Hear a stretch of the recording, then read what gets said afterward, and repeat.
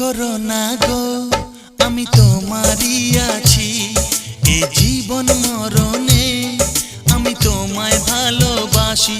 আমি তোমার ছায়া হয়ে রব তোমার পাশাপাশি।